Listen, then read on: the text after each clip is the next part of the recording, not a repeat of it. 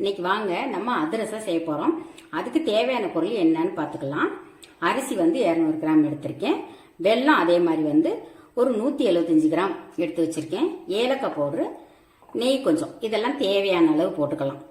இப்போ நம்ம என்ன பண்ணலாம், அந்த அரிசியை வந்து கிட்டத்தட்ட நான் ஒரு 4-5 மணி நேரம் ஊற வச்சிருக்கேன். நல்லா கழுவிட்டு ஊற வச்சு தண்ணி வடிச்சு வச்சிருக்கேன். இப்போ அந்த அரிசியை வந்து நம்ம மிக்சியில போட்டு நைஸா அரைக்கணும். இப்போ பாருங்க, இது எப்படி இருக்கும்னா, இப்படி தொட்டா இப்படி இந்த மாதிரி ஒட்டணும். இதுதான் பதம். அரிசி ஈரமா இருக்கணும், ஏன்னா அதிரசத்துக்கு வந்து ஈரமா தான் இருக்கணும். இப்போ இதை வாங்க மிக்சியில போய் நல்லா நைஸா அரைச்சிட்டு வந்துடலாம். உங்களுக்கு வெல்லம் நல்லா இனிப்பு பிடிக்கும்னா 200 போடலாம். நான் வந்து கொஞ்சம் கம்மியா போட்டிருக்கேன். இப்போ நம்ம அரைச்சிட்டு வந்து பார்க்கலாம். இப்போ மாவை வந்து நைஸா அரைச்சிட்டு வந்தாச்சு. அரைச்சி இதை வந்து காய விட்டுறக்கூடாது, நல்லா மூடி வச்சிருங்க. மாவு ஈரப்பதம் இருந்தாதான் அதிரசம் நல்லா இருக்கும். இதை வந்து நல்லா மூடி வச்சிருக்கோம். இப்போ இந்த வெல்லம் காய்ச்சறதுக்கு ஒரு பாத்திரத்துல வச்சு இதுலயே ஒரு 1/4 டம்ளர் தண்ணி ஊத்தி வெல்லத்தை கரைய விட்டுருவோம். வெல்லம் நல்லா அதுல கரையணும். மாவை வந்து மிக்சியில போட்டு நல்லா நைஸா அரைச்சு ஜலிச்சு வச்சிடணும். நல்லா நைஸா இருக்கணும். ஜலிச்சுட்டு ஒரு 2 தடவை அந்த மாதிரி அரைச்சு ஜலிச்சுக்கோங்க. அதிகமா இருந்ததுன்னா மிஷின்ல கொடுத்து அரைச்சுக்கோங்க. இல்ல உங்க வீட்டு பக்கத்துல யாராவது இடிக்கிறதுக்கு ஆள் இருந்தா உரல்ல இடிச்சு வச்சீங்கன்னா அதிரசம் இன்னும் சூப்பரா இருக்கும். இப்ப இந்த வெல்லம் முத கரையட்டும். இந்த கட்டி கட்டியா இருக்கு இல்லைங்களா, அதெல்லாம் கொஞ்சம் கரைஞ்சு வரட்டும். இப்ப நல்லா வெல்லம் கரைஞ்சிருச்சு. இப்ப என்ன பண்ணலாம், வேற பாத்திரத்துல வடிகட்டிக்கலாம். நீங்க நல்ல கல்லு மண் இல்லாத வெல்லம் வாங்கினீங்க அப்படின்னா வடிகட்ட தேவையில்லை. நான் வந்து இதுல மண் இருக்கும் அப்படின்னு நினைச்சிட்டு தான் வடிகட்டுறேன். இப்போ வடிகட்டி எடுத்ததுக்கு அப்புறம் தான் அந்த பாகுபாதம் கிண்டணும். அது எப்படின்னு நம்ம கிண்டிகிட்டே பார்க்கலாம். இப்படி கிண்டிட்டு இருக்கணும்.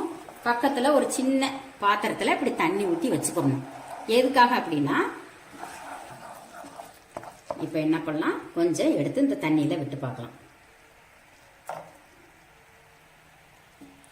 இப்படி எடுக்க வரணும். இப்போ எடுக்க வரல, அதனால இன்னும் ஒரு 2 நிமிஷம் கிண்டலாம். இங்க பாருங்க, வரல.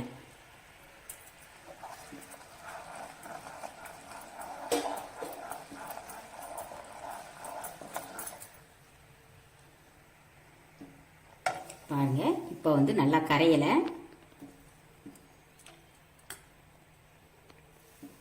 இப்படி எடுத்தா இப்படி உருட்டுறதுக்கு வருது இல்லையா, இவ்வளவுதான். கொஞ்சம் நெழுக்குன்னு இருக்கும், கல்லு மாதிரி இருக்கணும். இப்ப ஸ்டவ் ஆஃப் பண்ணிடுவோம்.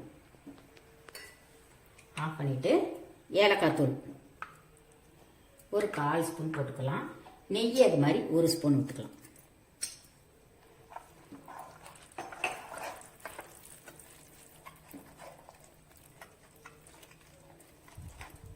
இப்ப மாவை எடுத்து கொஞ்சம் கொஞ்சமா போட்டு கிளறலாம்.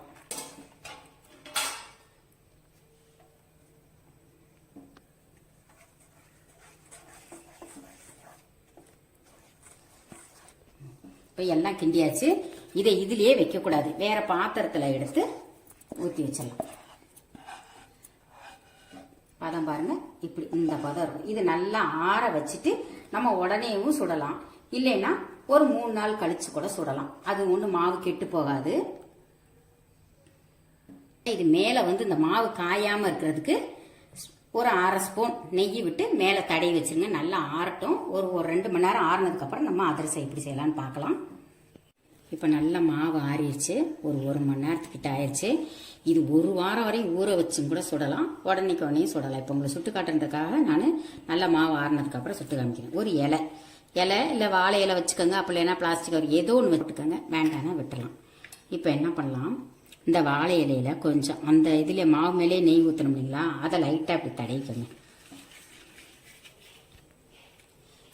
இப்ப இந்த எள்ளு சும்மா அந்த இலையில லைட்டா போட்டுக்கோங்க.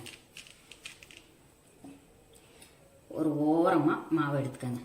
சின்னதா, ரொம்ப பெருசா வேண்டாம். இப்படி நல்லா